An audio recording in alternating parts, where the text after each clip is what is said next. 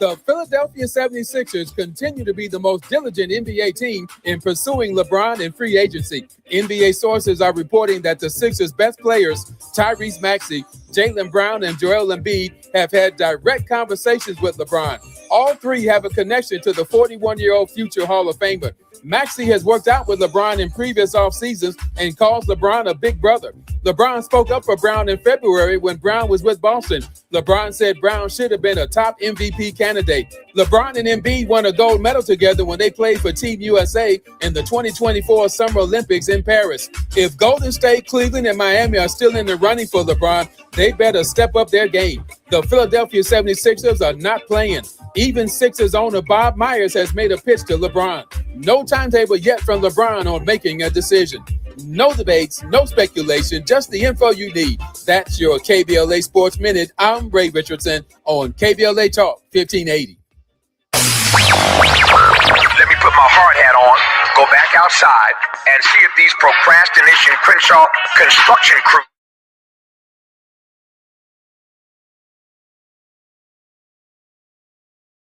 Well, you already know. Destination Crenshaw, your time is up.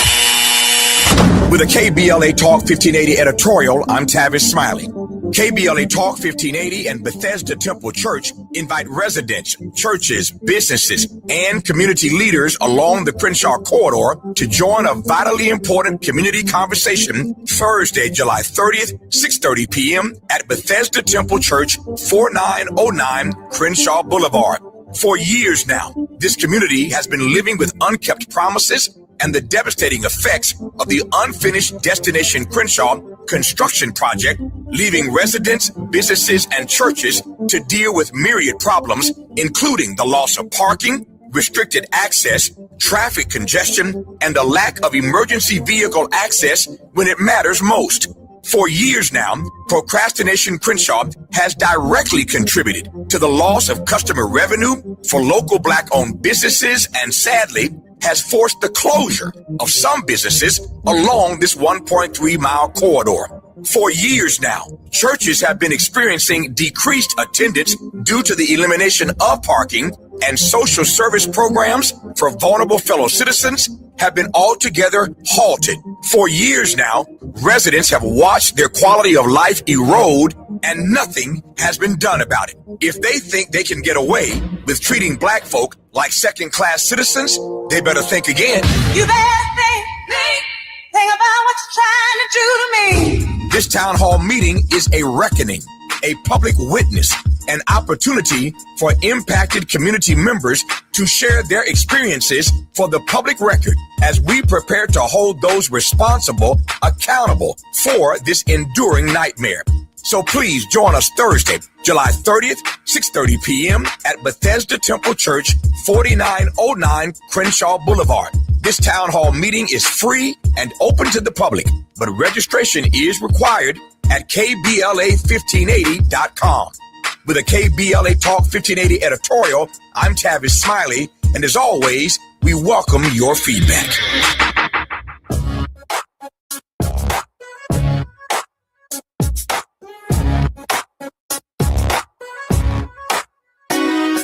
Jesse Jackson Jr. Show. The Jesse Jackson Jr. Show. The Jesse Jackson Jackson Jr. Show. Oh, whoa, oh, whoa, oh, whoa. The Jesse Jackson Jr. Show. Oh, whoa, oh, whoa, oh, whoa. Come on and talk with me. Come on and listen to me. Come on and talk with me. Come on and listen to me. I'm Jesse Jackson. Talk 1580, download the app. Really Talk 1580. Check this. Want to run this clip.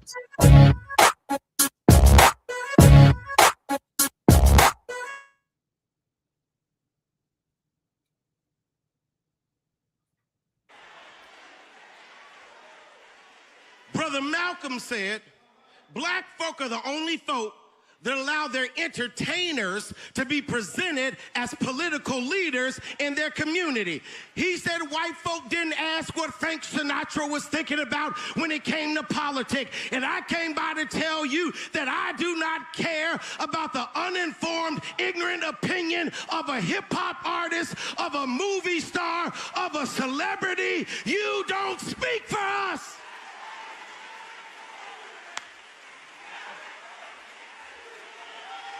Just because your album went platinum don't mean you speak for us.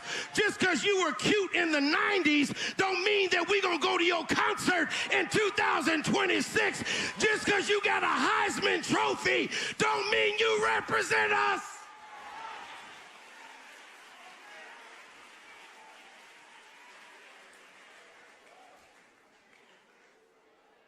Just because they gave you a microphone don't mean you represent us.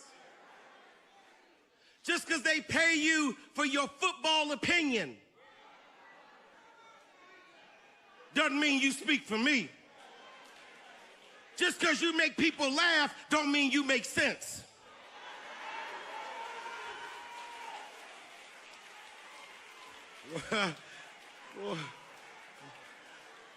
Mike, are you strapped? Because it's about to get hot right here.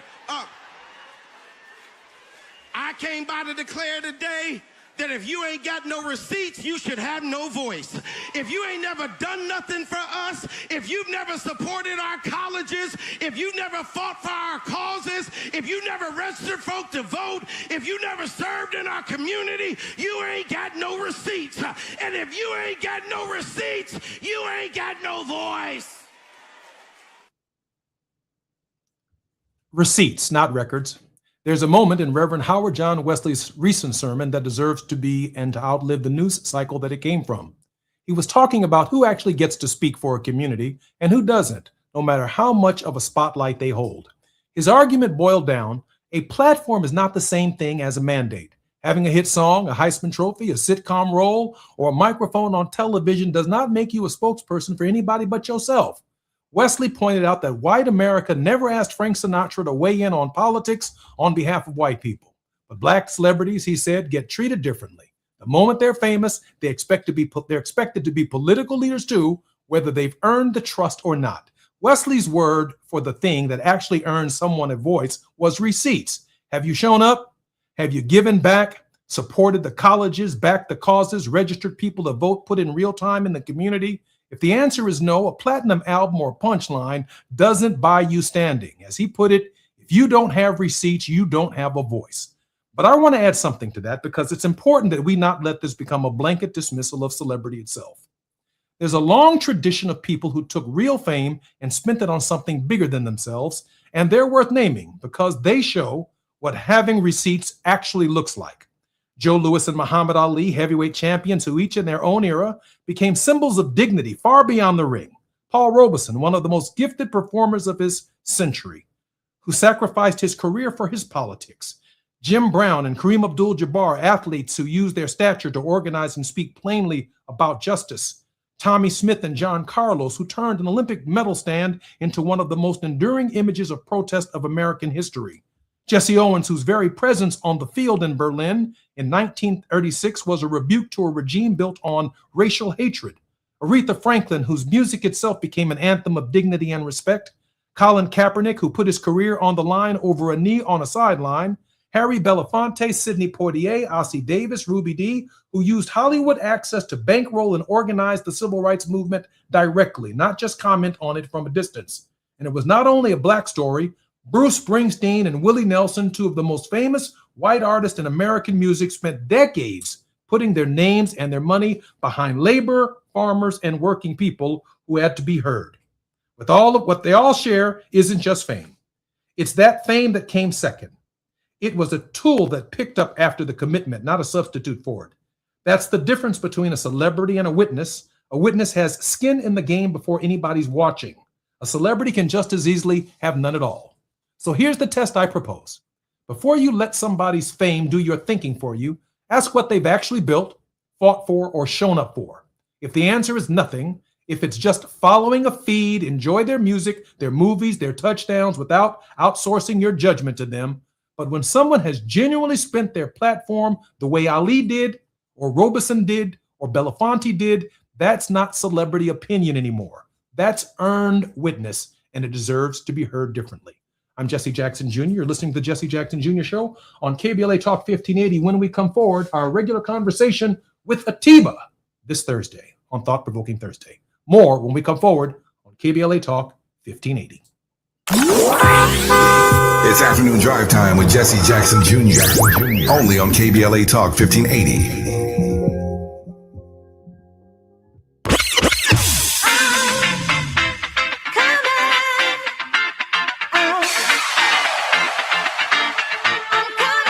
She's sharp. She's fearless. I don't know what they told you, but if they told you that cutting me off is how I'm going to get clicks, stop it now. She's that girl, and she's bringing all of that to your radio this summer. Amanda Seales is here. I am Amanda Seales. Comedian, artist, actress, activist, truth teller. The woman who never bites her tongue is coming to KBLA Talk 1580. And baby, the conversations are about to be unmatched. Every Friday, she's going to be lit noon to 2 p.m. and back again 4 to 6 p.m. starting Friday, July 17th. Only on KBLA Talk 1580. Amanda Seales, keeping it real, keeping it raw, and keeping it rooted. Politics, pop culture, black excellence, the stuff they don't want us talking about. Amanda's talking about all of it. You keep interrupting me when I'm talking, and you don't want to hear the point that I'm going to make. And yet you want me to respect your point. And that's not how a debate works. This is not your average radio show. This is a Seales Summer. Fridays, noon to 2, 4 to 6. Starting Friday, July 17th. Only on KBLA Talk 1580. Don't just listen. Tune in. Ready to order? Yes. We're earning unlimited 3% cash back on dining and entertainment with the Capital One Saver card. So let's just get one of everything. Everything? Fire everything. The Capital One Saver card is at table 27, and they're earning unlimited 3% cash back. Yes, chef! This is so nice. Had a feeling you'd want 3% cash back on dessert. Ooh, tiramisu! Earn unlimited 3% cash back on dining and entertainment with the Capital One Saver card. Capital One, what's in your wallet? Terms apply. See CapitalOne.com for details. Small businesses are the heart of America. But you don't have to go it alone. As the nation's largest nonprofit resource of expert business mentoring, SCORE has helped millions of entrepreneurs build their businesses for free. Get the connections, education, and guidance you need with SCORE. We're ready to help. Find a mentor today at score.org. Now back to more of Jesse Jackson Jr. on KBLA Talk 1580. The Jesse Jackson Jr. Show. The Jesse Jackson Jr. Show. The Jesse Jackson Jr. Show. The Jesse Jackson Jr. Show. King Folly, drop the beat. Come on and talk with me. Come on and listen to the me. Come on and talk with me. Come on and listen to the me. KBLA Talk 1580. I'm Jesse Jackson Jr. It's Thought Provoking Thursdays on the Jesse Jackson Jr. Show, and that puts us firmly in conversation with Atiba, former Deputy Executive Director for the National Black Caucus of State Legislators, Strategic Alliance Consultant, and President of Party Politics US. Atiba, welcome forward to the show. Jesse, it's great to be here. I am so grateful that you are here, Atiba. A lot's taking place in the month of August. Martin Luther King III, the Reverend Al Sharpton, Ben Crump, Brother Johnson, Brother Morial have all called for a national march, an anniversary march on August 28th, consistent with the march that Martin Luther King Jr. participated in. I might add that march was organized by the Pullman Porters. Pullman, that Porter March protest, began decades before that in the 2nd Congressional District of Illinois, in the Pullman District of the 2nd Congressional District, now a national park that I largely had a role in naming. But Dr. King was invited to that march, and he added a content, a poetry, and a grace to that march that laid the foundation for one of the hottest summers in the nation's history. Dr. King referred to it as a sweltering day. That march would mobilize and motivate and inspire people to move forward on the 1964 Civil Rights Act, the 1965 Voting Rights Act, and subsequent public accommodations legislation as a kind of catalyst. Atiba, I do believe we should be marching on August 28th with Dr. Sharpton and many others who will be joining. What are your thoughts? I hope they don't get next to that reflecting pool and get people arrested. No, you know.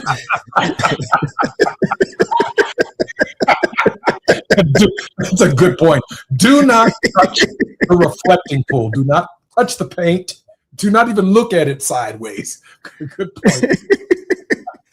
I mean, you know, it's DC. Two, we got an affordability issue that's going on. So we're asking people to spend money to go somewhere when I really think we need to be organizing in a way to get people motivated, invigorated to do things within their districts, within their churches, within their mosques, within their synagogues, within their communities, and then identify, educate, make sure people know when to vote, and march every day to go and vote.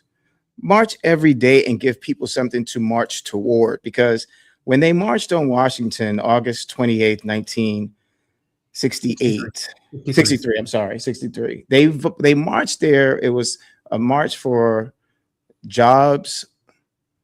It was a poor people's campaign, and it was spearheaded by A. Philip Randolph many decades before with the Pullman's car Porters. Mm-hmm. Porters. There's so much more history that goes behind a march than just a march. And when they came to Washington in 63, they met with the president. When they came to Washington in 63, there were so many people there, they couldn't get and start at the front of the line. There were so many people that were there. And it was such an important thing that John Lewis, who wanted to really be militant compared to what the NAACP and Roy Wilkins and others wanted him to say, that he had to tone down his speech. And today, to me, is not a time to be toned down. It's not a time for speeches. It's a time for action, the type of action that we saw SNCC do when they were getting us the right to vote. So, yeah, I'm not so much for this march to vote, not at this point, not at this time, because what is the demand? I think we can do both. That's just my opinion. But I do think, and you brought up a great idea, that the leadership of the march should seek a meeting, a broad meeting that includes the NAACP, the Urban League, the Congressional Black Caucus, the National Action Network, the Rainbow Push Coalition. I do think on the anniversary of the March on Washington, they should seek a meeting with Donald Trump and present to him a list of demands. That is the appropriate thing to do. In fact, I would make the argument, and I can make the argument, that more of the anniversary marches on August 28th did result in a meeting with the President of the United States, some Democrat and some Republican in the past, who were willing to listen to the grievances of thousands of people who showed up.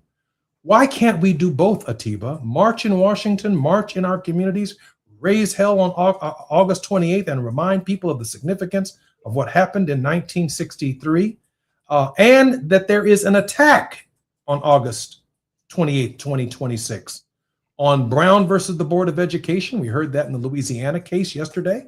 Appeals court said that they no longer have to comply with desegregation orders, and we had a long conversation about it. We've seen an attack on the Voting Rights Act of 1965 in Robinson versus Calais.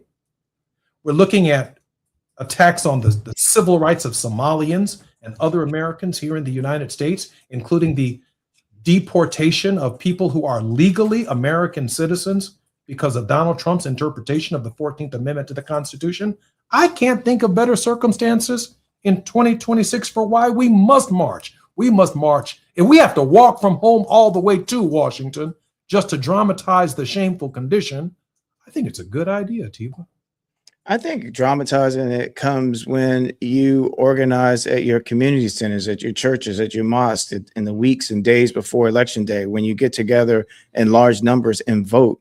You know, there are people that are going to be fearful of going to vote, but when you vote in numbers too large to manipulate the outcome, and you get people locked in, armed, and whether or not they're walking on sidewalks or in the streets, and you get them to go and vote together, then they let them go home and create, you know, election night watch parties, or have election night watch parties around the country. Because here's the thing, here's the case for hope. Right now, everything that is coming out of Washington is meant to create hate, division, and fear. And we are feeding into that. And I just think that, you know, at this point, this is a ideal time for us to look at 2018, for instance, as an example, and look at what women did in organizing, what they did in terms of what they did in communities. They did have a march, but they had a march right after, the day after the inauguration, when there were already people in Washington, and then they encouraged more people to come to Washington. And I was there, and there were so many people that were there. I'm sorry, 2017. There were so many people that were there that we couldn't even march. There was nowhere to walk. And as a result, they went back into their districts. They went back into their cities. They organized, and they won the election in 2018 with a president who at the time had an approval rating that was in the 40s and hovering below, almost in the 30s, which is what we have today. So I think the March on Washington, in terms of the anniversary marches, and I've been to more of them that I remember at this point. I mean, it becomes a gathering, right? I mean, we don't march like down Constitution Avenue to the Lincoln Memorial. It's a gathering at the Lincoln Memorial with people who have protest signs. Stay away from that pool. That's about 2.5 months before the November election. And my experience has been on the anniversaries of this march is that people are motivated, they are inspired, they are compelled. Like Dr. King, go back to the hamlets in Georgia, go back to Lookout Mountain, Tennessee, go back to these places that you've come from and let freedom ring. Now, we need that, in my opinion, we need that moment 2 months before the election to sharpen the pencil of our participations. Why? Because Atiba says midterms effing matter. And they do effing matter. This isn't a showboat of celebrity. This was serious business. And I might add, in 1963, on this question of celebrity, picking up where Reverend John Howard Wesley left off. And by the way, if I could join his church, I certainly would. I don't want anyone to think I was critiquing, criticizing him. That brother right there is a total fire right now. Total fire. Sidney Poitier was there. Marlon Brando was there. Some members of the Rat Pack were there. Mahalia Jackson was there. These people took their celebrity because they understood the significance of the hour. And if we understand the significance of the hour, to register, to vote, to participate, to understand that midterms effing matter, and we've got 2 months to make a difference, to regain control of this Congress and maybe even the Senate of the United States. And we do need a national gathering to do that. Because, for example, the NAACP is in Chicago right now. Rainbow Push had its conference 2 weeks ago. The Urban League, I suspect, will be having its conference if they haven't had it already. But the one event that pulls all of these people to group from their tribes or from their little groups or from their method and ideology about organization is the idea that we're going into an election and we cannot take it for granted. Yeah. So, Jesse, I'm just going to go back to this about marching. Because, you know, having lived in Washington, D.C. and having attended a lot of marches, I'm going to tell you that, you know, people are tired of speeches and they want action. People are tired of walking and marching to something that's empty. And when I say empty, I'm picturing marching to the Capitol, and I can't remember what that march was for. And then everyone is looking around saying, well, what's next? That's why I like to go back to the 2017, January 21st, I think it was 2017 March of the Women's March, because not only did they march, but then I was going to meetings where they were organizing, and the outcome that they got from there was that in 2018, they sent more women to Congress than at any other point in history, 99 years after women got the right to vote. So I guess, for me, I know what I'm doing for myself. I'm re-educating myself on our history in this country, re-educating about the pathway and the struggles and the challenges that it took for us to get to the right to vote. Because I have been saddened over the years at how we have taken for granted that right to vote. And I keep reminding myself, in fact, I have right now next to me, John Lewis's book, Walking with the Wind. And I speak about this almost every day now to people, that in the book, he wrote to me, to Atiba, with faith and hope, keep your eyes on the prize. Jesse, you served with the late congressman, and you know how much voting was to him. He gave his life for us to have the right to vote. And I just think that there are other ways, and there are ways that we, and I'm saying that maybe the march will work for some people, but I've been to that march also on August 28th, and I've noticed that they're not the same numbers of people. There's a fewer people that are going to these marches because people are tired of marching, because it's almost like running the same play in a football game and expecting that the defense is not going to eventually figure out how to beat it. And so when I say, hey, let's organize, let me just finish this. When I say let's organize and let's march to vote, it is because it's taking those experiences and recognizing that people want to march to something, and marching to vote is some way to do that. Maybe what we could do, which was a great idea that you just advanced, is seek a meeting with Donald John Trump, not one individual, because my experience has been one person go in there and come out smiling, something terribly wrong. I don't agree with that. Everybody has to go and look at each other and look who has courage and say what needs to be said and redress our grievances. And we can maintain an erect spine in that process. Ain't nobody going over there bowing and scraping. We're grown people. I'd use, boozy badass grown people. I mean, we badass people, man. We grown badass people, using Boozy's last name, since I can't use that word on air. But since his name, I guess I can call his old name. So my point is, there are things that we can do. A couple of 100,000 people in Washington can redress their grievances to their members of Congress. The news media turning its attention to that march with 2 months left. What else can we do after August? Hear me out, because our kids are going back to school. When do we gather them and say, listen, when you go back to A&T, when you go back to Howard, when you go back to Morehouse, when you go back to Kentucky State, when you go back to Winston-Salem, when you go back to Spelman College, make sure that you encourage students to register and vote where they live. In other words, the freshman class does not live in New York or in Chicago. You live according to the law wherever you spent the last 3 nights in a row. You are now from Georgia. You are not going back home to vote in New York. So register to vote so you can vote here on Election Day. And that's the difference. Jesse, and the names that you mentioned who are organizing this march, where are the 1963 John Lewis's?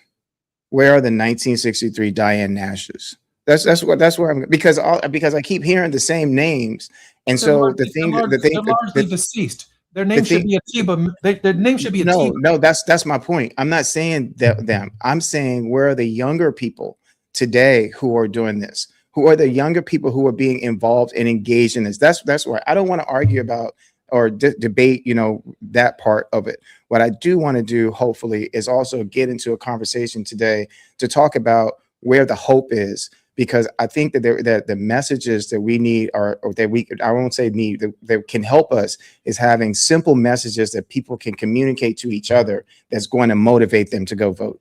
I'm Jesse Jackson Jr., listening to Jesse Jackson Jr. Show on KBLA Talk 1580. More conversation with Atiba right here on KBLA Talk 1580 when we come forward.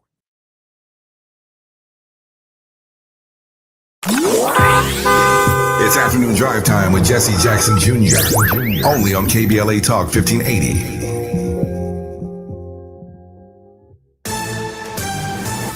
I'm Bree Wood with BIN News Now. New York City Mayor Zohran Mamdani says officials are reviewing reports of a large homeless encampment on Manhattan's West Side. We are focused on connecting New Yorkers to shelter and on establishing a pipeline to stable housing, not just moving New Yorkers from one place to another place. Under city policy, outreach teams must engage with unhoused individuals for 7 days before any camp can be cleared. A Pennsylvania district attorney is facing criticism after defending an officer who detained Black teenager Jesse Lopez Jr. for wearing a hoodie. The teen was not charged with a crime, and the DA said Detective Tyson Havens was working undercover at the time while investigating a recent round of shootings.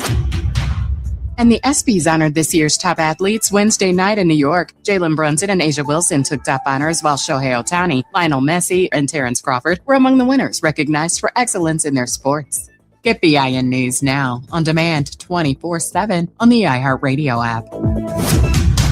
Attention Ram owners. Complete Recall 67A. Get $500 and a chance to win a getaway to Miami for two to see the final race of the season. Plus, meet Brendan Butterbean Queen. Learn more and schedule at CumminsRecall.com. This is the KBLA Sports Minute with Ray Richardson.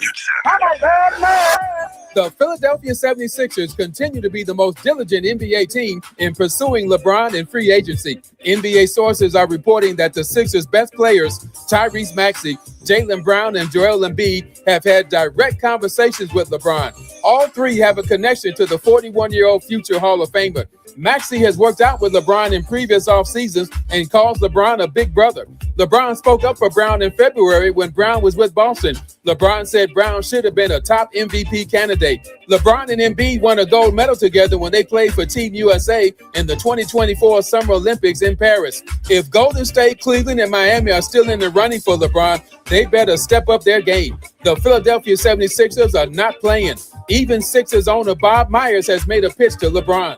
No timetable yet from LeBron on making a decision. No debates, no speculation, just the info you need. That's your KBLA Sports Minute. I'm Ray Richardson on KBLA Talk 1580.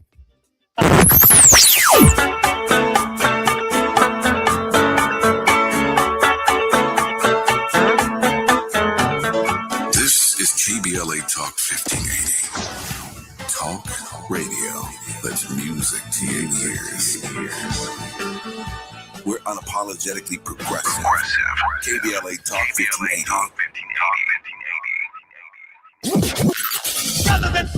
In a world full of noise, one station keeps it real. KBLA Talk 1580, where the conversation goes deeper, the voices sound like yours, and the issues that matter most to our community take center stage. Progressive, powerful, unapologetically us. Whether you're driving through the city or tuning in from your home or office, join the public square. KBLA Talk 1580. Your home for talk that enlightens, encourages, and empowers. Listen live on our free KBLA 1580 app, on our website at KBLA1580.com, or on your radio dial at 1580 AM. Unapologetically progressive. Don't be anxious or confused about AI. Take control of your career when you get the skills to tackle real business problems and design specialized solutions. HR Dive reported that entry-level talent with applied AI credentials can receive up to a 25% salary boost. But where do you find training that you can trust? Future-proof your career and deliver more value with Humans Lead the Way AI. Their hybrid learning courses use practical definitions, real-world examples, and strategic insights to help you and your team understand AI with confidence. No magic, no hacks, no shortcuts. Just practical knowledge that helps you use AI more successfully. Don't wait. AI can never replace people who know how to use it well. Register for courses today at humansleadtheway.com. That's humansleadtheway.com. Let me put my hard hat on, go back outside, and see if these procrastination Crenshaw construction crews have shown up yet. I'm saving space for grace. But if these trucks don't show up soon, well, you already know. Destination Crenshaw, your time is up.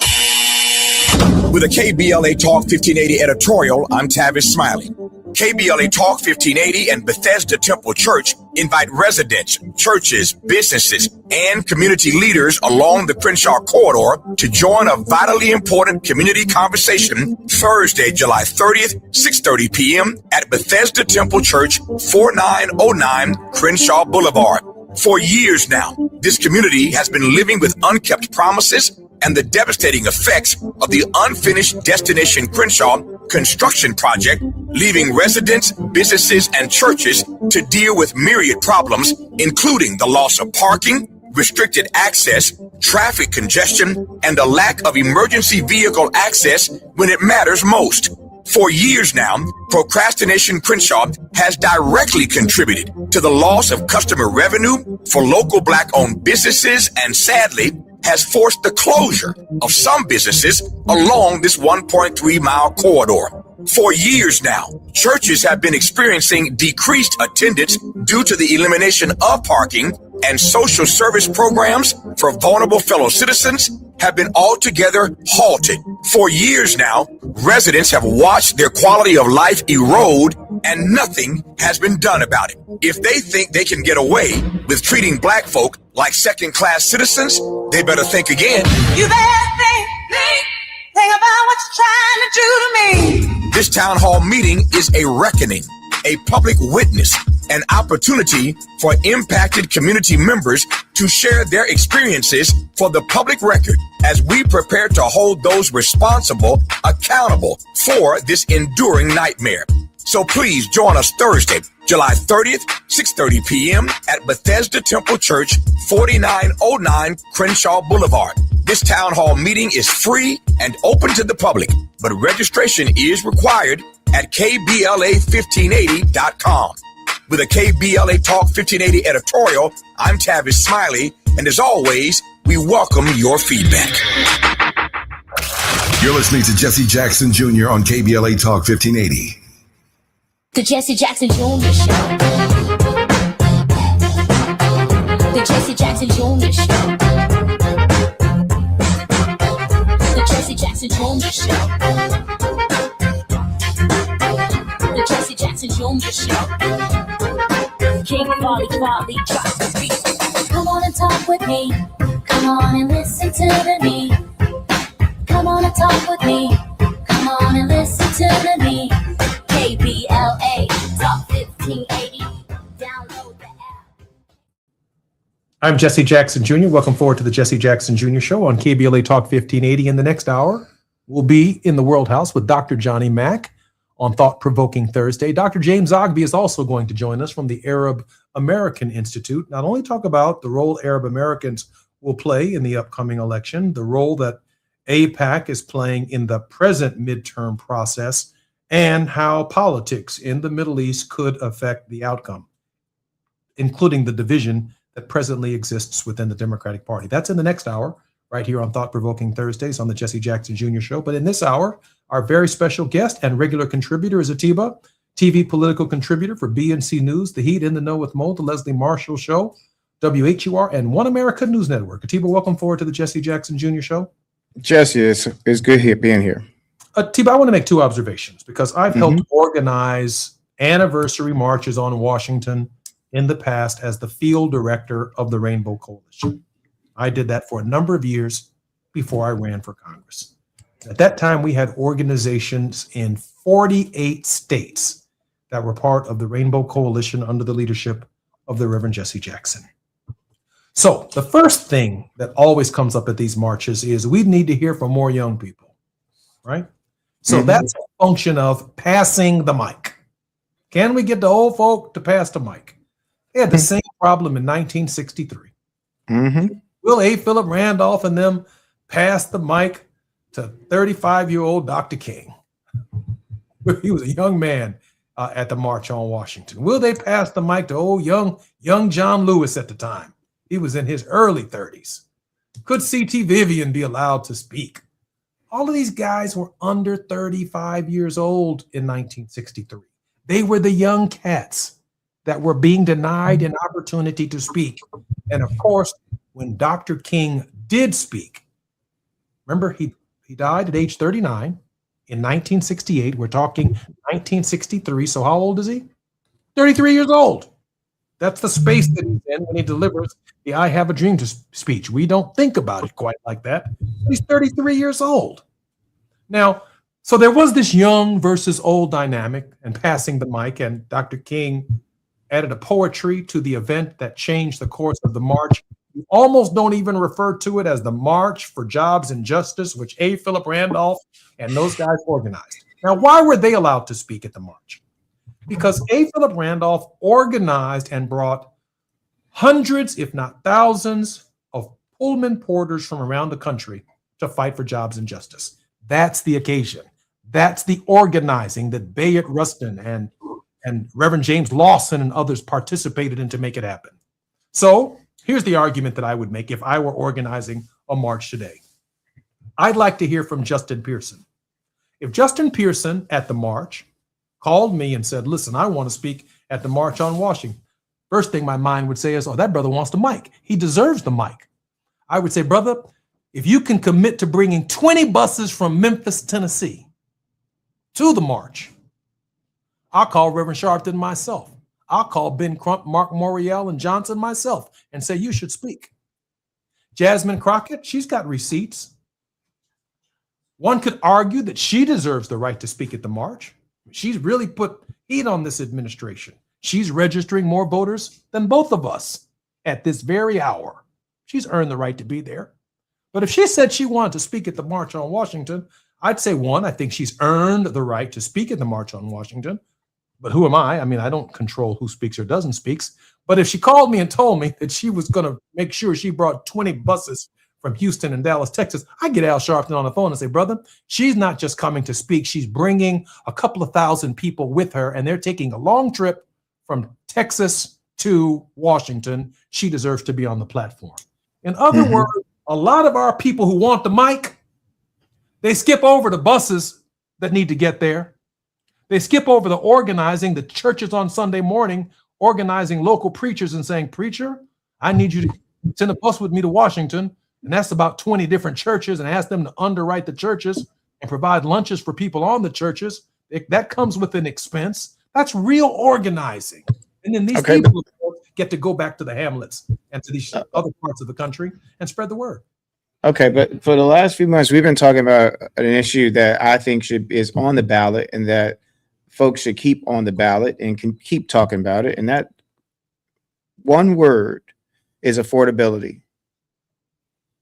That should definitely be. I'm living in California. I'm living in California. But I'm living in California, and you're asking me to come all the way across the country when we could do a Zoom call and have millions of people get on that Zoom call. You but it's not the same. It's on this issue. You can have a march on August 28th. But that's what happened with the Women's March.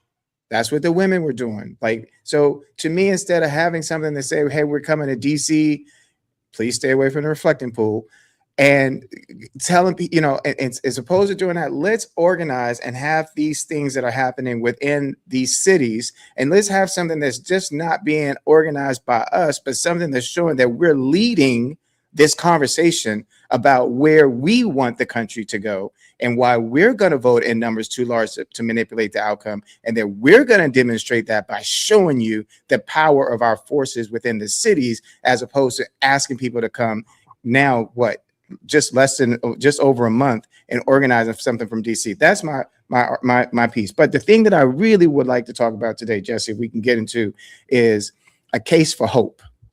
Because I hope that they talk about some of these things to motivate people to want to go vote. Because tonight, I have no idea what the president's going to say. I don't know if you gotten a transcript or gotten no any. one's watching it. ABC, NBC, CBS, CNN, Fox, all have said they're not going to cover it because he has election grievances. That's all he wants to talk about. And thank God that the media has said they're not going to cover it tonight. Now, that doesn't mean that the president of the United States speech is not going to be out. And I promise you, when we come forward in about a minute and 1 second, we're definitely going to talk about this case for hope. I get that. But I do want to say this. we can do both at the same time. Barbara Arnwine tomorrow, I think, or Saturday, is having the Good Trouble marches, protests in thousands of locations across the country. She's a regular contributor on the show. She's doing the work. She's not asking everybody to come to Washington. She's asking people to engage locally so that all media, the collective number of stories that are written about the Good Trouble, the very book that John Lewis signed to you, is in honor of John Lewis, and it's tomorrow and it is Saturday, the 17th through the 19th, I believe it is. The 17th through the 19th, I'm speaking at a Good Trouble event, the Freedom Fund Dinner, in Rock Hill, South Carolina on Saturday. So we are out here in the streets. We're not all going to Washington, but August 28th, I believe, is an important landmark. When we come forward, we're going to make the case for hope with our very special regular contributor, Atiba. More when we come forward on KBLA Talk 15.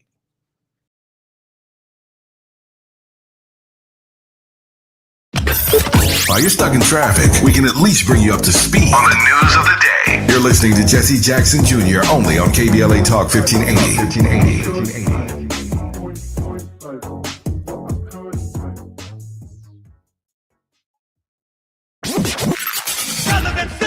You have something to say, and we want to hear it. KBLA Talk 1580 is engagement radio, not outrage radio. A place where your hopes, your frustrations, and your ideas are welcome 24 hours a day, 7 days a week. Real talk, real people, real Los Angeles. KBLA Talk 1580, the station that sounds like the city looks. Tune in on your AM radio dial at 1580. Download our free KBLA 1580 app or listen live on our website at KBLA1580.com. Unapologetically progressive. Listen up, KBLA delegation. We have something you need to hear. Right now, you may qualify for low-cost home internet. We're not talking about a catch. This is real. Many internet service providers offer low-cost internet plans if anyone in your household is enrolled in CalFresh, Medi-Cal, SSI, or is income eligible.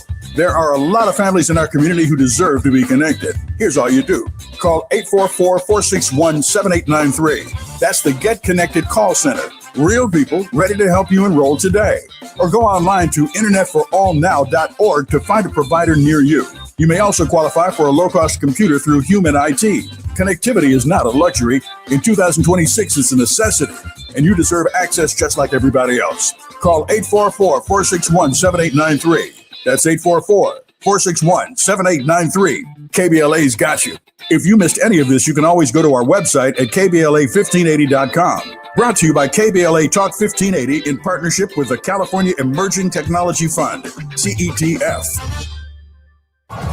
Going to a World Cup match in LA this summer? Ditch the parking stress and ride Metro. With direct service from across LA County, it's the easy way to get there for just $1.75 each way. Hey there, Los Angeles. This is James Lucky Jr., publisher and editor of Los Angeles News Observer. Are you hungry for news that matters to you in the African-American communities of Los Angeles? Well, buckle up, because we got the scoop you've been craving. Stay in the know and never miss a beat with our free weekly publications conveniently available near you. Or hop on the digital wave and become an exclusive subscriber at OGNSC.com. Don't forget to join the party on Instagram and Twitter at OGNSCINC for behind-the-scenes access and sizzling updates. No more FOMO. Let's stay informed, connected, and empowered together. KBLA Talk 1580. We've got a lot to talk about. KBLA Talk 1580, connecting you with services and solutions. The midterm elections are upon us. It is voting season once again. Common Cause's motto is fighting for the democracy we deserve. In service of that goal, Common Cause puts its state and national policy expertise, massive network of grassroots supporters, and nonpartisan approach into action to strengthen our democracy against the challenges we face today. They work at every level of government on priorities that impact each of our lives, like defending the right to vote, limiting big money's influence on our elections, holding public officials accountable, and more. Common Cause is a nonpartisan grassroots organization dedicated to upholding the core values of American democracy. They seek to empower all people to make their voices heard in the political process. This election may be the most important one ever. If you'd like to make a donation or volunteer in service to the Constitution, please visit commoncause.org. That's commoncause.org. This is a community call to action from KBLA Talk 1580.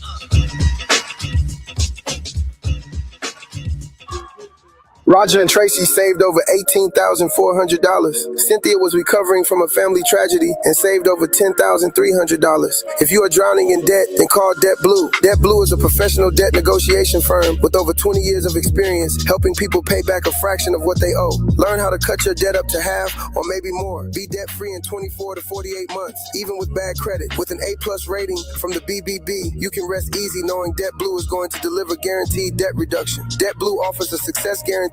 You pay nothing unless your debt is reduced or completely resolved. That's right. You save money or it's free. Call now for significant debt relief and a free consultation. 800-200-8879. That's 800-200-8879. You don't have to declare bankruptcy. This program works if you owe $10,000, $20,000, or even $100,000 in debt. Call for your free consultation today.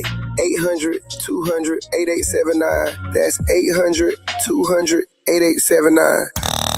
Now back to more of Jesse Jackson Jr. on KBLA Talk 1580. The Jesse Jackson Jr. Show. The Jesse Jackson Jr. Show. The Jesse Jackson Jr. Show. The Jesse Jackson Jr. Show. King Wally drops the beat. Come on and talk with me. Come on and listen to the need. Come on and talk with me. Come on and listen to the need. KBLA Talk 1580. Download the app. I'm Jesse Jackson Jr. Welcome forward to the Jesse Jackson Jr. Show on KBLA Talk 1580. We're in conversation with Atiba. Atiba is our regular contributor on Thursdays, and I'm so grateful that he is here with us. Atiba, the case for hope. Yeah, so, Jesse, I feel like in the conversation, in fact, I just recently had a conversation with a friend who moved out of the country because she was just flabbergasted and just upset about the political landscape and where things are. And I completely understand. The case for hope right now, though, that I'd like to talk about is the fact that why is the president spending so much time on trying to get the Save America Act passed, which is totally runs different than what the John R. Lewis Voting Rights Act Amendment Act would have done in terms of strengthening election systems. And a lot of that has to do with, and I'm circling John Ossoff in Georgia. And the reason why I'm saying that is because Democrats are closer than a lot of voters think if they get their folks out to vote on election day. And as I keep saying, vote in numbers too large to manipulate the outcome. And the reason why I say this is because as someone who works on the state level and is with state legislators quite often, I'm looking at things like November 2025, when 2 Republican incumbents were ousted for the first time since 2006 on their Georgia Public Service Commission. Why is that important? Democrats hadn't held those seats for 20 years. I'm living right here in Miami, Florida, where the mayor in December of 2025 beat an endorsed Republican by the president for the first time since 1997 and the first woman. It was flipped. The Mar-a-Lago, Florida House seat was flipped March 2026. In Texas in 2026, a seat that the president won by 17 points was flipped by a 31-point swing to Democrats. I can go on and on. I can go into Iowa. I can go into Lancaster, Pennsylvania. I can talk about another state Senate seat in August 2025 in Iowa, in Little Rock, Arkansas. I'm saying these things to say that the numbers show that the reason why the president's going to give this speech tonight, the reason why the president's going to question election integrity is because Republicans around the country have been losing. In fact, since he returned to office, 30 legislative seats have been flipped in special elections. Republicans have flipped 0. And though they redistricted and they redrew these districts and they were to penalize our communities, I believe that what they're paying attention to, but we're not seeing, is that there are many people, whether or not it's in farm country, whether or not it's in rural areas, that there are people that are disenchanted by where they see the economy going because affordability is an issue that is impacting every single American from the top to the bottom. I accept that. And I couldn't have said it plainer or clearer than people vote their economic issues. Or as James Carville said, it's the economy, stupid. And Bill Clinton picked up on that. What I would argue is that I think Democrats, in light of the numbers that you've shared and that are increasingly moving in a blue direction for Democrats, is whether or not a Democratic Congress for Hakeem Jeffries is even governable. Now, I'm raising a different question. The Democratic caucus is made up of a black caucus. It is losing members as a result of redistricting. And so is the Hispanic caucus, our brown brothers and sisters in the Congress.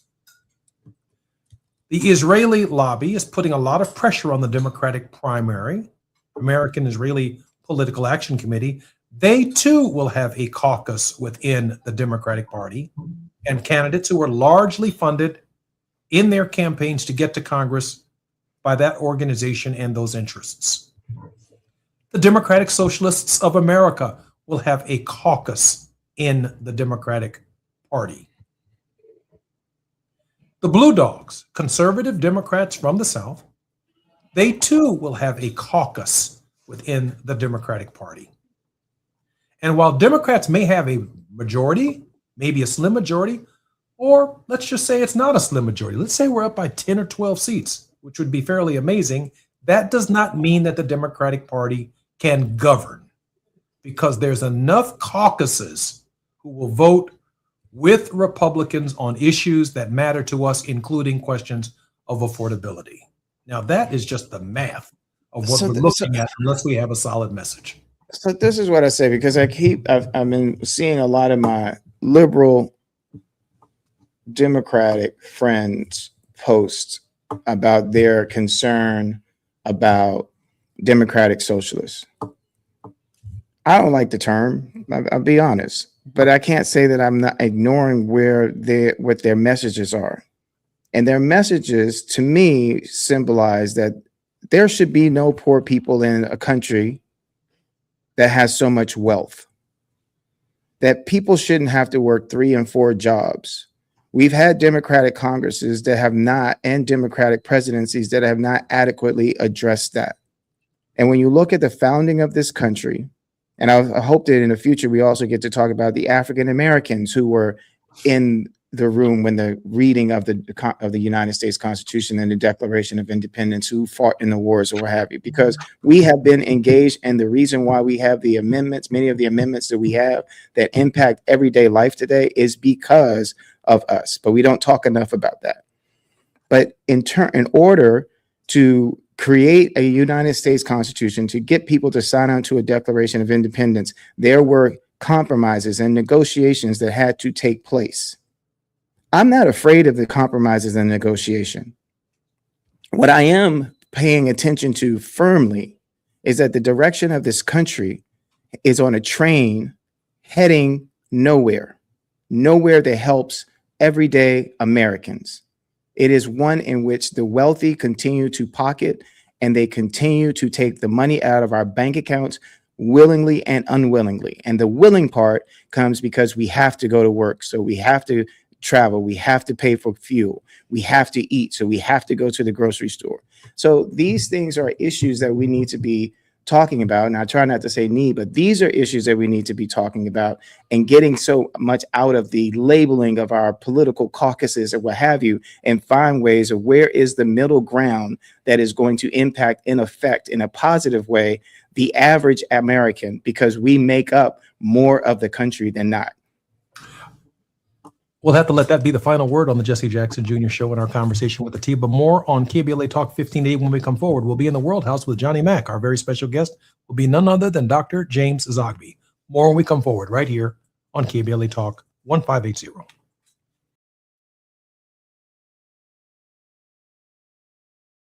KBLA 1580 Santa Monica.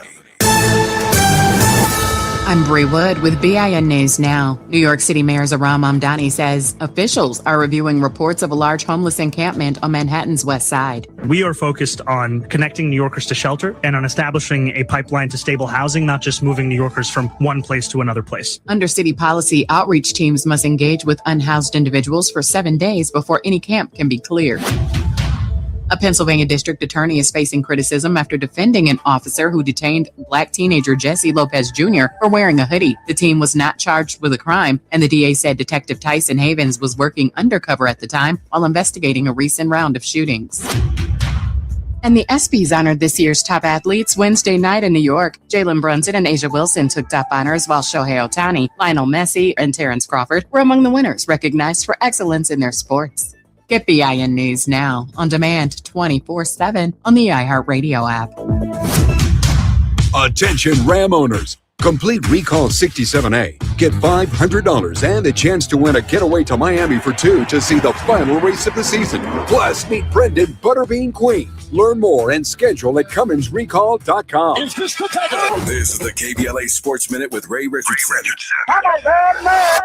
The Philadelphia 76ers continue to be the most diligent NBA team in pursuing LeBron in free agency. NBA sources are reporting that the Sixers' best players, Tyrese Maxey, Jaylen Brown, and Joel Embiid, have had direct conversations with LeBron.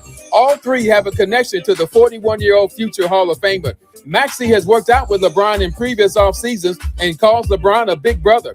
LeBron spoke up for Brown in February when Brown was with Boston. LeBron said Brown should have been a top MVP candidate. LeBron and Embiid won a gold medal together when they played for Team USA in the 2024 Summer Olympics in Paris. If Golden State, Cleveland, and Miami are still in the running for LeBron, they better step up their game. The Philadelphia 76ers are not playing. Even Sixers owner Bob Myers has made a pitch to LeBron. No timetable yet from LeBron on making a decision. No debates, no speculation, just the info you need. That's your KBLA Sports Minute. I'm Ray Richardson on KBLA Talk 1580. Let me put my hard hat on, go back outside, and see if these procrastination Crenshaw construction crews have shown up yet. I'm saving space for grace, but if these trucks don't show up soon, well, you already know. Destination Crenshaw, your time is up. With a KBLA Talk 1580 editorial, I'm Tavis Smiley. KBLA Talk 1580 and Bethesda Temple Church invite residents, churches, businesses, and community leaders along the Crenshaw corridor to join a vitally important community conversation Thursday, July 30th, 6:30 p.m. at Bethesda Temple Church, 4909 Crenshaw Boulevard. For years now, this community has been living with unkept promises and the devastating effects of the unfinished Destination Crenshaw construction project, leaving residents, businesses, and churches to deal with myriad problems, including the loss of parking, restricted access, traffic congestion, and a lack of emergency vehicle access when it matters most. For years now, Procrastination Crenshaw has directly contributed to the loss of customer revenue for local Black-owned businesses and, sadly, has forced the closure of some businesses along this 1.3-mile corridor. For years now, churches have been experiencing decreased attendance due to the elimination of parking, and social service programs for vulnerable fellow citizens have been altogether halted. For years now, residents have watched their quality of life erode, and nothing has been done about it. If they think they can get away with treating Black folk like second-class citizens, they better think again. You better think about what you're trying to do to me. This town hall meeting is a reckoning, a public witness, an opportunity for impacted community members to share their experiences for the public record as we prepare to hold those responsible accountable for this enduring nightmare. So please join us Thursday, July 30th, 6:30 p.m. at Bethesda Temple Church, 4909 Crenshaw Boulevard. This town hall meeting is free and open to the public, but registration is required at KBLA1580.com. With a KBLA Talk 1580 editorial, I'm Tavis Smiley, and as always, we welcome your feedback.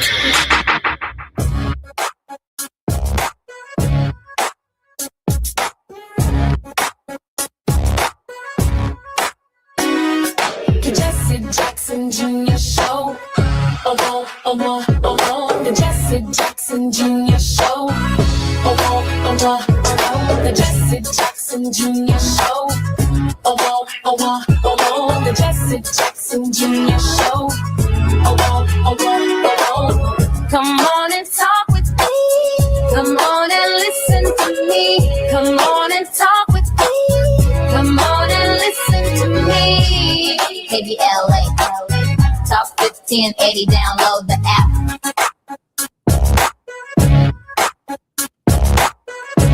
Jesse Jackson Jr. in the World House with Jesse Jackson Jr. on KBLA Talk 1580. In the World House, Dr. Johnny Mack joins us, social entrepreneur and scholar practitioner with an expertise in the subject areas of peace, conflict, and social change movements. He's traveled extensively throughout the Americas, Africa, Asia, Europe, and the Middle East, working in the fields of peace, development, conflict, and non-violent social change.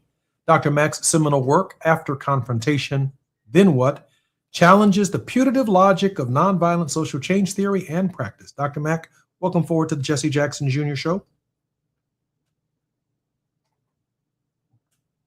I think Johnny Mack has to unmute himself. Hey, Jesse, great to be here. Thank you.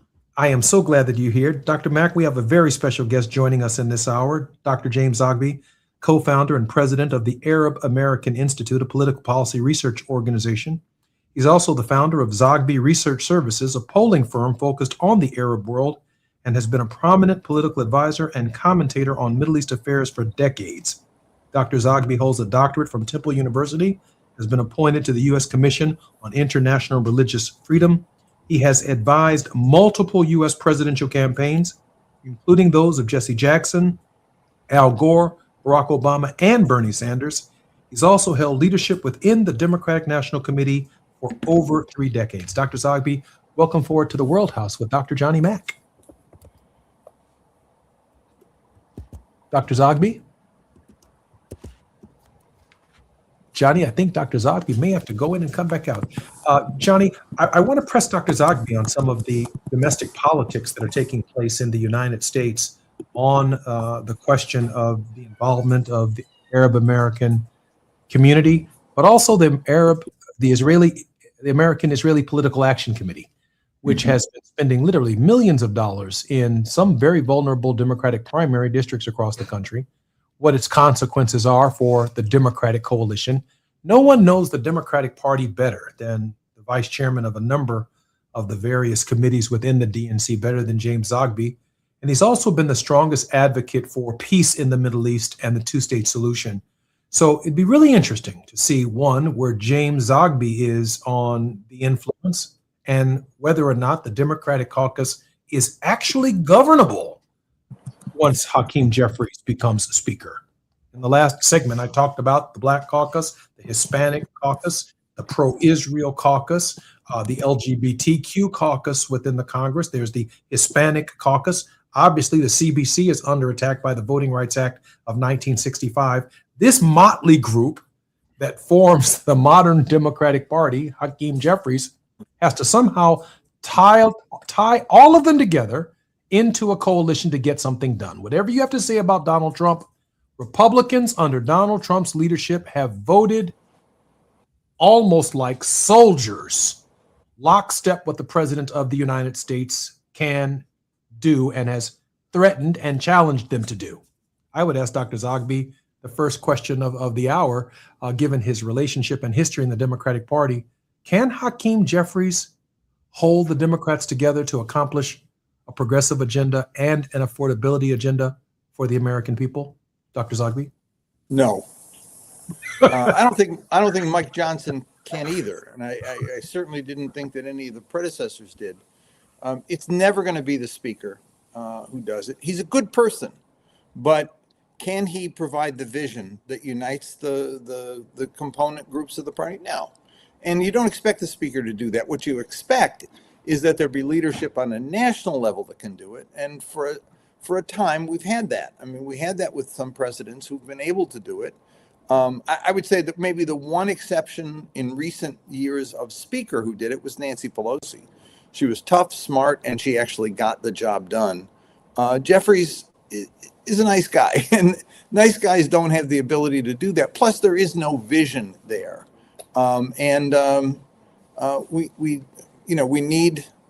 we need visionary leadership. And whether you like Donald Trump or not, I don't. I actually think he's a danger to the country. There's a vision.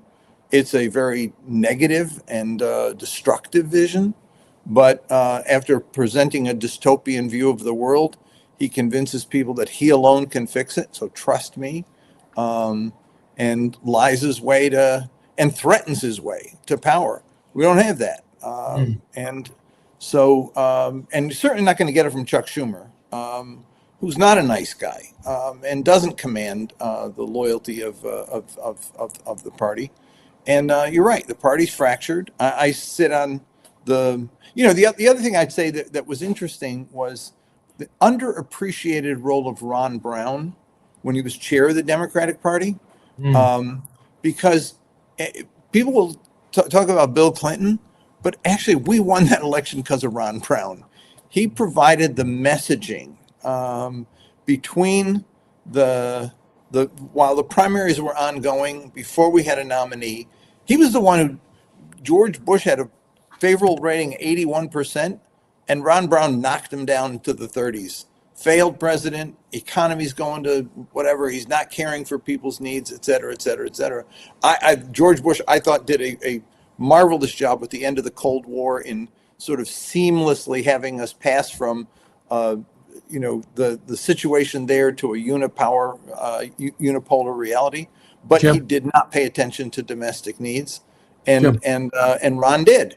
So we're looking for visionary leadership, and I'm fearful that I'm not seeing it in this cast of characters wanting to run for president. Certainly not Rahm Emanuel. Jim, let me take this break right here. I'm Jesse Jackson Jr. on KBLA Talk 1580. Johnny Mack and I share a wonderful friendship with Jim Zogby. When we come forward, I know Dr. Mack has a battery of questions for Jim Zogby. I'm looking forward to that conversation. More on KBLA Talk 1580 when we come forward.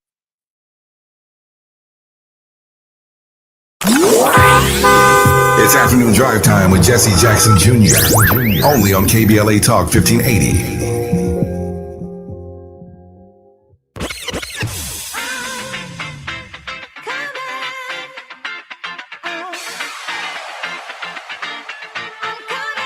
She's sharp. She's fearless. I don't know what they told you, but if they told you that cutting me off is how we're going to get clicks, stop it now. She's that girl, and she's bringing all of that to your radio this summer. Amanda Seales is here. I am Amanda Seales. Comedian, artist, actress, activist, truth teller. The woman who never bites her tongue is coming to KBLA Talk 1580. And baby, the conversations are about to be unmatched. Every Friday, she's going to be lit noon to 2 p.m. and back again 4 to 6 p.m. starting Friday, July 17th. Only on KBLA Talk 1580. Amanda Seales, keeping it real, keeping it raw, and keeping it rooted. Politics, pop culture, Black excellence, the stuff they don't want us talking about. Amanda's talking about all of it. You keep interrupting me when I'm talking, and you don't want to hear the point that I'm going to make. And yet you want me to respect your point. And that's not how a debate works. This is not your average radio show. This is a Seales Summer. Fridays, noon to 2, 4 to 6, starting Friday, July 17th, only on KBLA Talk 1580. Don't just listen, tune in. Ready to order? Yes. We're earning unlimited 3% cash back on dining and entertainment with a Capital One Saver card. So let's just get one of everything. Everything? Fire everything. The Capital One Saver card is at table 27, and they're earning unlimited 3% cash back. Yes, chef! This is so nice. Had a feeling you'd want 3% cash back on dessert. Ooh, tiramisu. Earn unlimited 3% cash back on dining and entertainment with the Capital One Saver card. Capital One, what's in your wallet? Terms apply. See CapitalOne.com for details. Small businesses are the heart of America. But you don't have to go it alone. As the nation's largest nonprofit resource of expert business mentoring, SCORE has helped millions of entrepreneurs build their businesses for free. Get the connections, education, and guidance you need with SCORE. We're ready to help. Find a mentor today at score.org.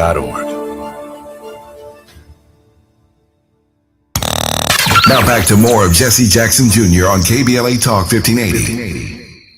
The Jesse Jackson Jr. Show. The Jesse Jackson Jr. Show. The Jesse Jackson Jr. Show. The Jesse Jackson Jr. Show. King Volley, drop the beat. Come on and talk with me. Come on and listen to me. Come on and talk with me. Come on and listen to me. KBLA Talk 1580. Download the app. I'm Jesse Jackson Jr. You're listening to the Jesse Jackson Jr. Show on KBLA Talk 1580. We're in the World House with Dr. Johnny Mack. Our very special guest is none other than the president and founder of the Arab American Institute, longtime leadership member of the Democratic National Committee, serving as vice chairman of a number of critical committees. And I don't think anyone has any better or stronger knowledge of the modern organization of the Democratic Party better than Dr. James Zogby. Dr. Mack, before we came forward, Dr. Zogby answered emphatically no, that Hakeem Jeffries has his hands full, and that this motley group of DSA Democrats who are coming to Congress, largely opposing the behavior of Israel and the United States in the Gaza and in the Strait of Hormuz. Of course, issues of affordability center around that as well. The nature of the Congressional Black Caucus, the nature of what's taking place in the Congress, that Hakeem Jeffries may not have all that it takes, the right stuff, to move a democratic or progressive agenda in the direction of a world house. Dr. Zogby? Dr. Mack? Hey, Jesse. Yes, I think we lost Jim. I think he's going to come back in. But I think you're right. And certainly Jim is right. And, as you've already stated, his vast experience and his network is unmatched. When he comes back in, I'd be interested to know, Jesse, as we think about the world house, what is the role of the people in the house? Right? If we look solely to political leadership, are we looking in the right direction? And I think that's a question that Jim is uniquely positioned to answer. How can we, the people, bring to bear the kind of pressure and also, Jesse, the kind of vision that moves our our legislative body in the direction that is really responsive to what is happening to ordinary citizens in the Gaza, and not only there, but so many other places around the globe. So I think that's going to be really important to understand, and I think it'll be important to the leaders. We often, and I know I do, talk past our people, from a political point of view. But I think framing this conversation where the abstract rubber meets the concrete road of ordinary citizens, I think will be very helpful. Mm-hmm. Jim, just before the break, we were talking about, again, Hakeem Jeffries and whether or not he could move this motley group of Democrats together into some structure. Most recently, there was an article that was written, and I guess an official position from Hakeem Jeffries, that he would not oppose an amendment seeking to defund Israel I think either the Foreign Operations Bill or one of the bills that's moving through the House. The National Defense Authorization. That's it, and it is receiving tremendous backlash from voters that are participating in these multi-candidate primaries. Jim, what's your read on that? Well, and look, I think he took the best possible course. He had just gotten a huge contribution from pro-Israel sources for the Democratic Re-election Committee. So he didn't want to cross them. So he tried to thread the needle by saying, I'm voting against this, but I will not hold it against any of you if you vote for it.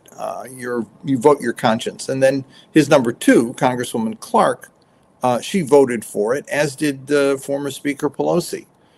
We got then 103 Dems, a little more than half, voted to cut aid, and the others voted against it. They see which way the wind is blowing. I'm not sure if we'd had a secret ballot that we wouldn't have had as much as 150, 160 Dems voting for it. I think he did the best he possibly could on that. It was, I think, important that he didn't whip. If he tried to whip to defeat it, he would have looked foolish. And he didn't want to cross some donors by supporting it, so he did what he could. Like I said before, what we're absent is leadership outside the House to provide direction. Somebody like your father, somebody like Bernie, somebody like Barack Obama, somebody, with a vision and a force behind the message that gives people the cover they need. And look, it is, as you note, a divided caucus. That's a good thing. It can actually be a place where new ideas emerge, and I think there are some really wonderful people in the Congress, but it's a Congress without the external vision and leadership that's needed to move forward. And as I'm looking at the candidates in the mix right now, I'm not getting inspired. I'm hoping, and it usually happens, that somebody emerges at some point and you say, oh my God, where's that one been? That we've been waiting for you all our lives. I'm still hoping that happens. Yeah, I'm a bit of a Pollyanna that way. So but in the meantime, we are struggling. We are struggling. I sit on two task forces that were created. One was the Middle East Working Group that Chairman Martin created, and the other one was the Reform Task Force. And the struggle within the factions and the struggle with the what they call the building, the permanent staff and the consultants and the DNC elected members, a lot of division. And because both parties are essentially weak and hollow entities in which all of these competing groups play out, there is no organized structure as there was, say, 50 years ago, where granted, there were abuses and the smoke-filled back rooms and all that stuff. Maybe I'm dating myself. It's actually 70 years ago you had that going on. There was a structure there. People knew I'm a Democrat and I have a card and I go to meetings and there's county and, there are wards and people. It doesn't exist. Being a Democrat today means I'm on an email list that get begging for money. Oh my God! That's what a Democrat is. It's not. Wow. Where do you get your voice heard? Where do you feel you're a participant in something? And I've been on the DNC for 33 years. I get an email today that says, "Have you checked your membership in the Democratic Party? It looks like you lapsed. Why? Because I haven't sent any money to this particular fund, right? If I send them $10, I don't am a member." But what does that mean? Nothing. So Donald Trump was able to take advantage of that, and the Republicans had the entire establishment, such as it was, opposed them. He beat them. We don't have that on the Democratic side. And I'm not looking for a totalitarian, authoritarian, charismatic nut job, but I'm looking for somebody with a vision, somebody with a forceful message that can say to people, this is where we ought to be. Here's another thing I say. Ask a Republican what they stand for. For the most part, they'd say smaller government, less taxes, right? Ask a Democrat what he stands for, and it's like that 70-year-old guy at the Peace March who's got 40 buttons on his chest, and he points to all of them as if somehow a message emerges, There's no Franklin Roosevelt. There's no visionary Democrat who brings together all the component groups with a simple message. This is a party that cares for those who can't help themselves. This is a party that lifts up, as your father would say, lifts up those who need to be lifted up, because when you do that, all boats rise. We don't have that vision right now. I mean, Kamala Harris, listen to what she said. I wasn't sure what was that all about. Even with Joe Biden, I didn't know what that was all about. It was elect me instead of the nut job. That's not the That doesn't win over the hearts and minds of people.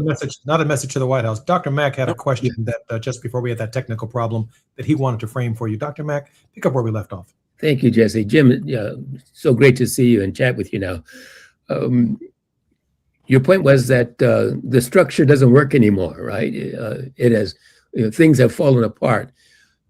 What we find, I think, on the right is a grassroots infrastructure and a grassroots framework that not only creates the kind of leadership that you're talking about, which I would agree the left does not have presently, but it has an infrastructure that supports and grows that leadership. What is it that we're missing where the Dems have not found the formula for really building the kind of framework that supports and grows that leadership? It starts with leadership, with a strategic vision that can implement tactics that bring that vision to reality. For example, I was thinking today about the No Kings. I mean, the infrastructure is there. We've got millions of people across the country that'll turn out and march on days that mean nothing. They're going to march on a day and like, you get millions of people out marching, carrying signs, whatever. You know what they ought to be doing? They ought to be out there on election day at polling places, giving confidence to people who want to vote but who are afraid because ICE might show. If you had 200 people, No Kings people, standing at a polling place, playing music, carrying signs, saying, "Don't be afraid, come vote," it would put ICE to shame. They wouldn't be able to do anything, which is what Trump's going to try to do, intimidate voters. But instead, they call for a march on a date, and like, why are they marching on that date? Why are they turning out on that date? What's that all mean?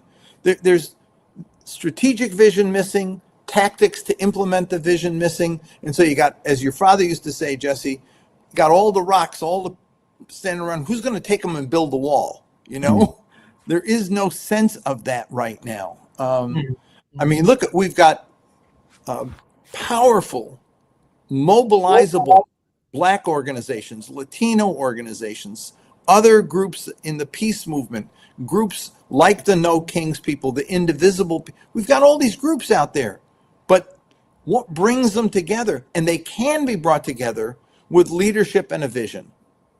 You know, I just want to follow up on that because I don't know if it was Ozzie Davis or H. Rap Brown who said it's not the man, it's the plan, it's not the map, it's the rap. I know both of them at some point in time said it, but I remember my father very frankly and very clearly saying it's both. It's usually a man with a plan, and he usually has a rap that inspires and brings people into the plan. And so I hear what you're saying, Jim, about the missing leadership of Ron Brown and Jesse Jackson in this particular space. And I think properly situated, because I know we have just about 2 minutes, Johnny, before we come forward.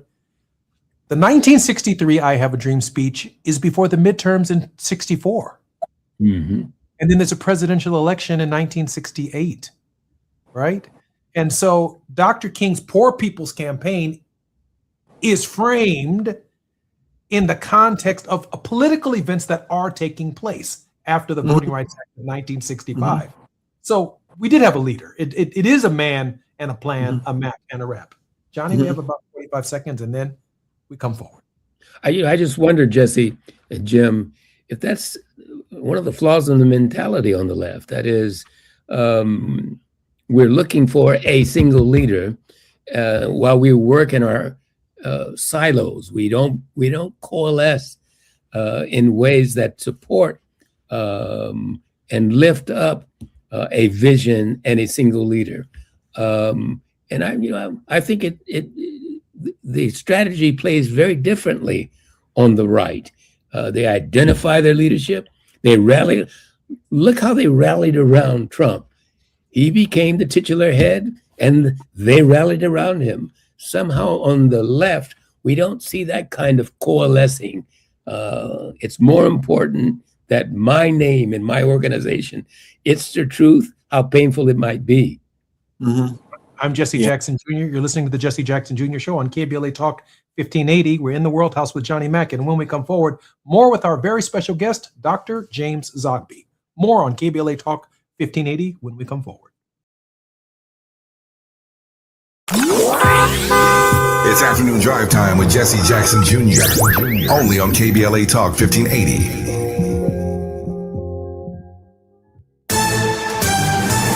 I'm Bree Wood with BIN News Now. New York City Mayor Zohran Mamdani says officials are reviewing reports of a large homeless encampment on Manhattan's West Side. We are focused on connecting New Yorkers to shelter and on establishing a pipeline to stable housing, not just moving New Yorkers from one place to another place. Under city policy, outreach teams must engage with unhoused individuals for 7 days before any camp can be cleared.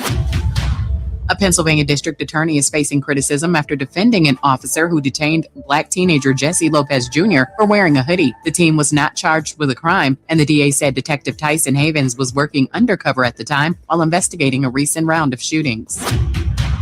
And the ESPYs honored this year's top athletes Wednesday night in New York. Jalen Brunson and Asia Wilson took top honors, while Shohei Ohtani, Lionel Messi, and Terrence Crawford were among the winners recognized for excellence in their sports. Get BIN News Now on demand 24/7 on the iHeartRadio app. This is the KBLA Sports Minute with Ray Richardson.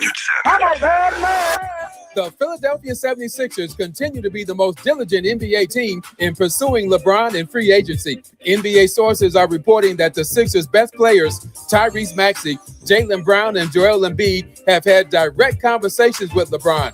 All three have a connection to the 41-year-old future Hall of Famer. Maxey has worked out with LeBron in previous off seasons and calls LeBron a big brother. LeBron spoke up for Brown in February when Brown was with Boston.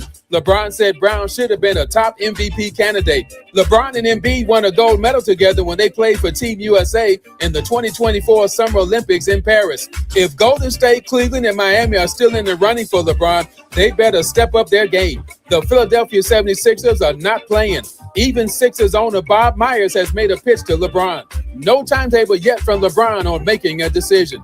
No debates, no speculation, just the info you need. That's your KBLA Sports Minute. I'm Ray Richardson on KBLA Talk 1580.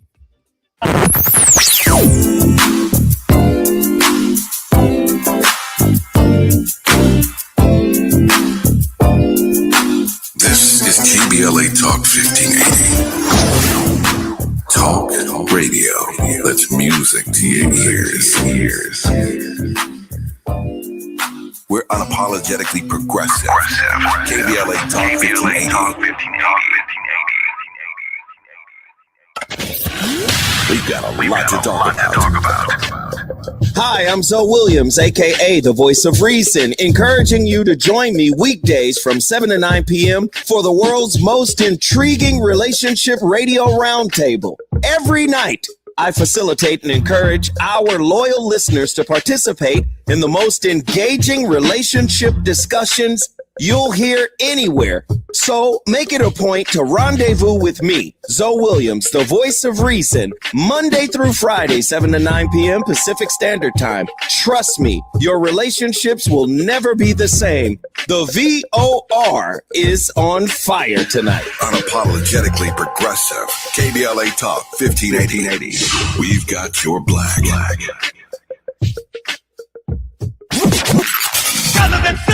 There is no denying that we've always been the conscience of this country. KBLA Talk 1580 is progressive talk radio built for our community, by our community, and with hosts who look like you, live near you, and care about what you care about. 50,000 watts of truth right here in Southern California. KBLA Talk 1580. Listen live on your AM radio dial at 1580 or stream us live on our KBLA1580.com website or on our free KBLA 1580 app. Unapologetically progressive. Don't be anxious or confused about AI.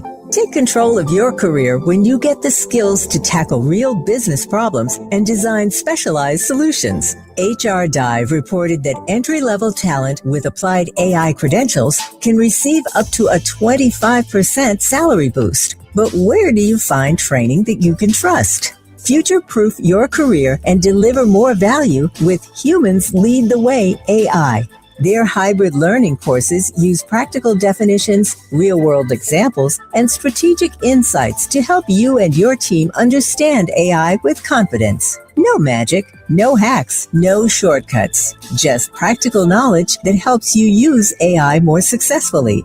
Don't wait. AI can never replace people who know how to use it well. Register for courses today at humansleadtheway.com. That's humansleadtheway.com.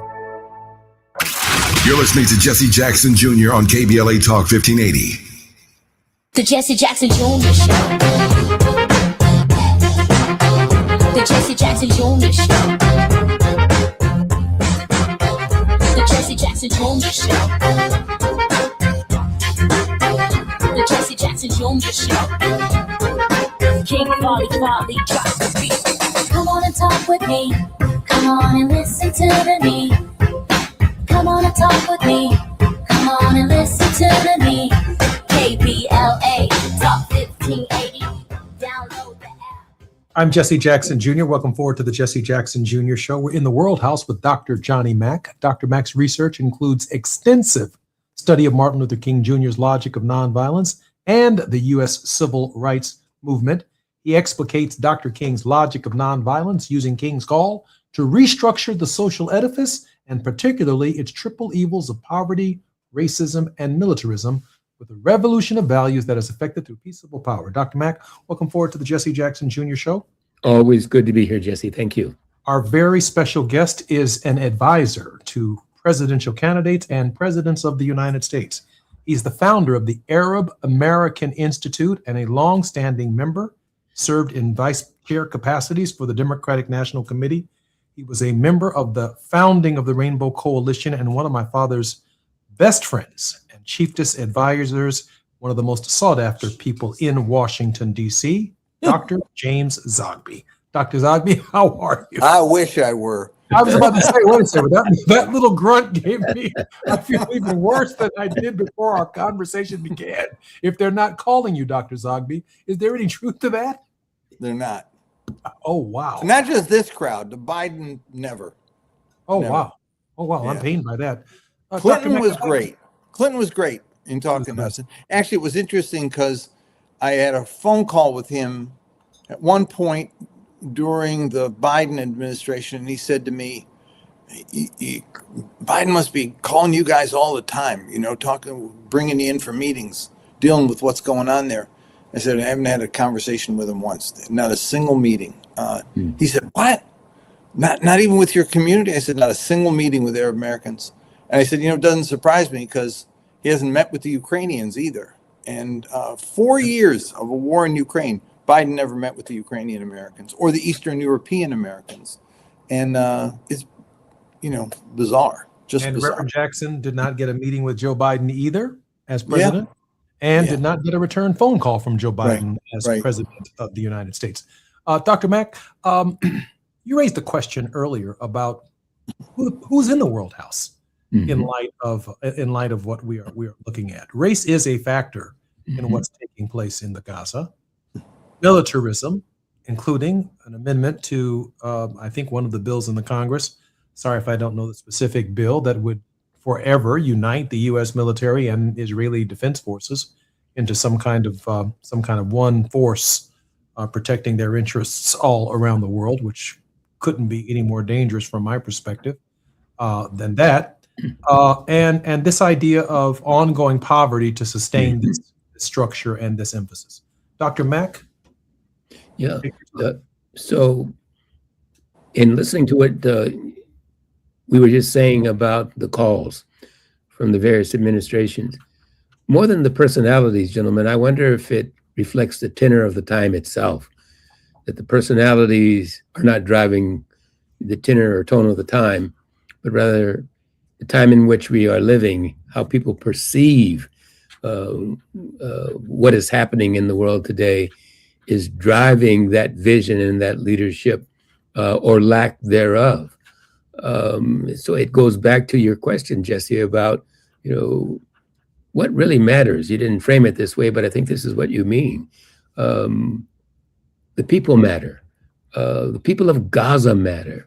what made, in my judgment, American apartheid a thing of the past, so to speak, and the apartheid in South Africa, in large part, was how the people responded to what they viewed as the injustices that apartheid represented. And if we can view apartheid as the theory, the strategy, the problem that confronts the people in Gaza and throughout the Palestinian communities, it is how we, the people, view it and what we demand of our leadership. I think that again is part of what's missing in our global conversation today, and it's part of what's missing in organizing the leadership and the vision that Jim says we're currently lacking. And so, to the question of why do we march on this day rather than that day, it is about how people are informed, how they are mobilized and organized around issues. Those strategies of the mid-20th century are very different than we see them today. People are distracted by so many different avenues of communication and information.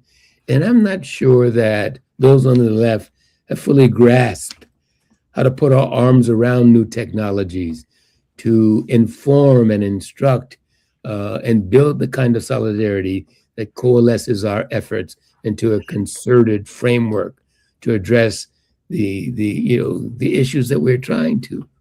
Johnny, when I was a student at North Carolina A&T between 1984 and 1987, we organized anti-apartheid marches, city challenged banks, held communities as well as industries accountable as students, because as students we could.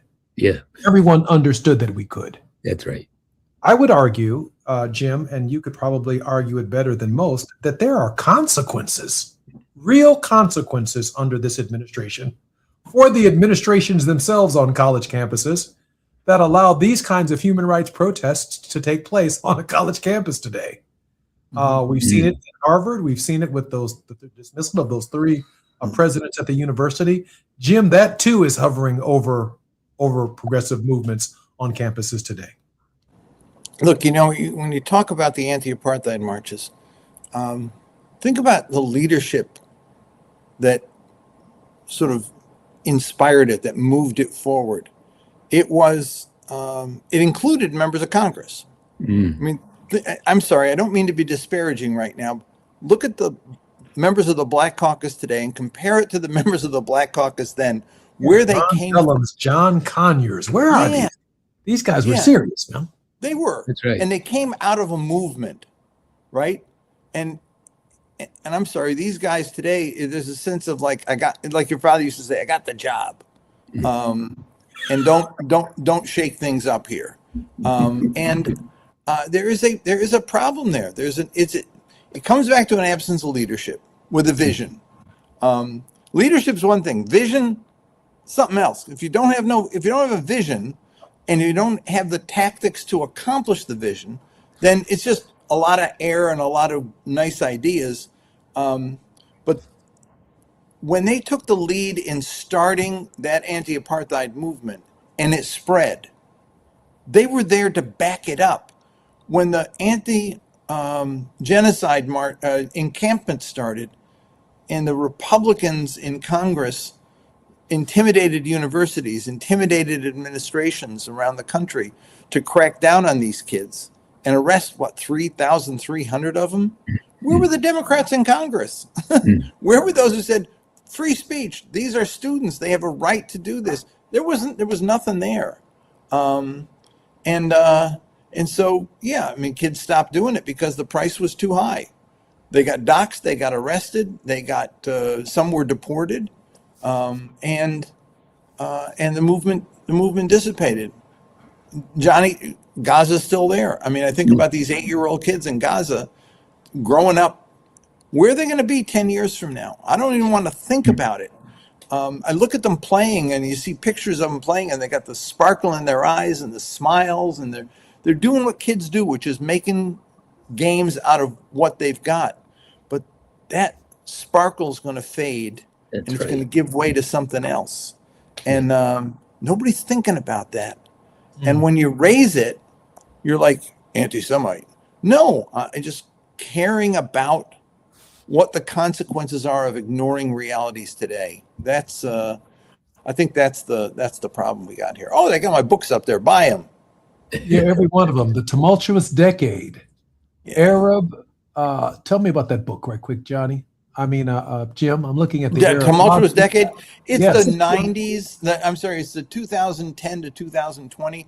It's the polling that we did showing the trajectory of opinion in the Arab world from the time of the end of the Iraq War to to 1920, and it was a devastating period in terms of the consequences of the mistakes we made, culminating in Trump's withdrawal from everything, undoing all that had been done, some of which was real good, and the impact it had on the Arab world was of consequences. I mean, I think you go back to actually 2000. 9/11 happened, but the way we responded to 9/11 ushered in a lot of what we're dealing with right now. We destroyed Iraq, empowered and emboldened Iran, and we're still living with the consequences of it. And nobody wants to take ownership for the mistakes we made, and nobody on the Democratic side has the courage to come forward and say, we blew it. And here's what's happening. Here's why we went into Iraq. Here's why we went into Iran. Here's why we've ignored Palestinian rights. And so, there's an absence of leadership and vision. Arab Lobby is not my book, but Arab Voices is, I think, my favorite. Jim, we'll come right back to it in just a second. I'm Jesse Jackson Jr. You're listening to the Jesse Jackson Jr. Show on KBLA Talk 1580. More on KBLA when we come forward. While you're stuck in traffic, we can at least bring you up to speed on the news of the day. You're listening to Jesse Jackson Jr. only on KBLA Talk 1580.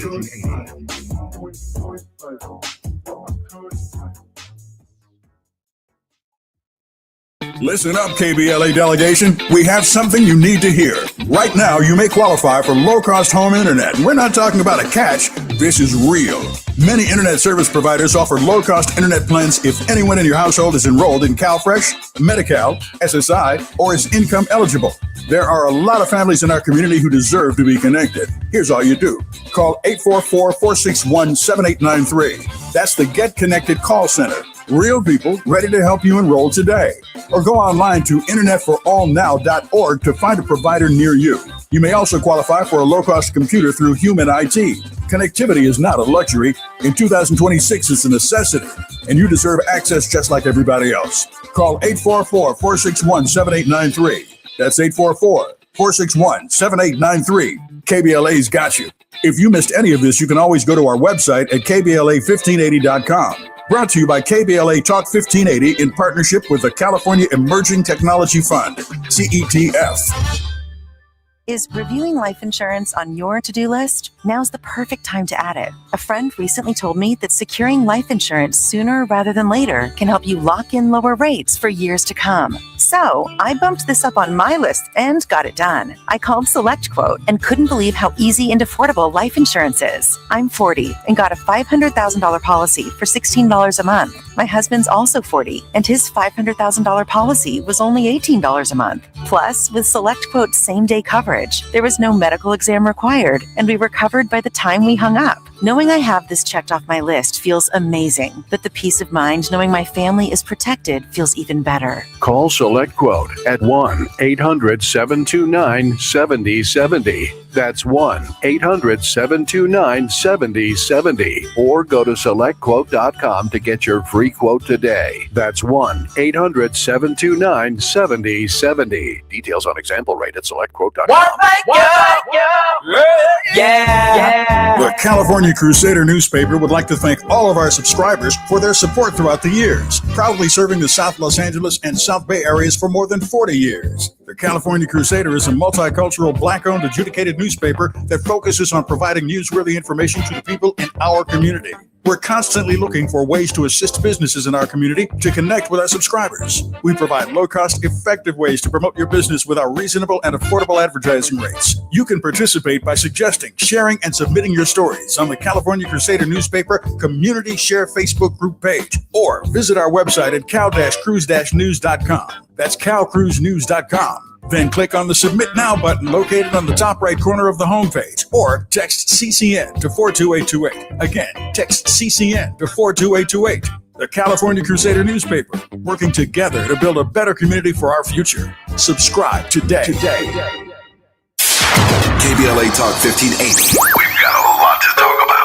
KBLA Talk 1580 is connecting you with services and solutions. Domestic violence and family violence is when someone in an intimate or family relationship tries to gain or maintain power and control over another through a wide range of abusive behaviors. Every single act may amount to abuse. Abuse can take on various forms: psychological and emotional, physical and economic, and sexual abuse. The Genesee Center Incorporated is a nationally recognized nonprofit domestic violence prevention and intervention organization, housing women and children from 30 days up to 2 years through emergency and transitional shelters. The Genesee Center also provides support services like mental health counseling, life skills classes, computer training, job referrals, after-school programs for children, field trips, tutoring, and comprehensive direct legal services. If you need help or you'd like to donate or volunteer, call the Genesee Hotline, 1-800-479-7328. That's 1-800-479-7328, or visit genesee.org. Everyone has the right to be safe. This is a community call to action from KBLA Talk 1580. Attention, have you racked up $10,000 or more in credit card debt? Are you barely getting by making minimum payments? With credit card debt reaching all-time highs, National Debt Relief is notifying consumers about significant debt relief options currently being made available to help those with overwhelming credit card debt. These options may reduce a large portion of credit card debt for those who qualify. You don't need to declare bankruptcy or take out a consolidation loan, and you may only have to pay back a fraction of what you owe, even if you have bad credit. National Debt Relief has already reduced the credit card debt for more than 550,000 consumers. So don't wait. If you owe $10,000, $20,000, or even $100,000 in credit card debt, you can now take advantage of this financial debt relief as the cost of living continues to skyrocket. To check what debt reduction you may qualify for, call 800-324-3030. That's 800-324-3030. Again, that's 800-324-3030. Now back to more of Jesse Jackson.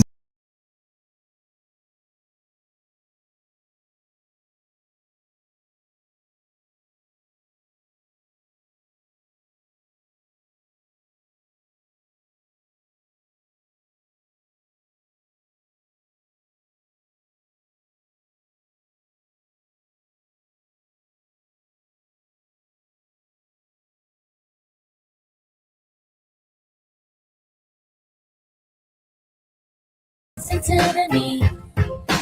Come on and talk with me. Come on and listen to me. KBLA Talk 1580. Download the app.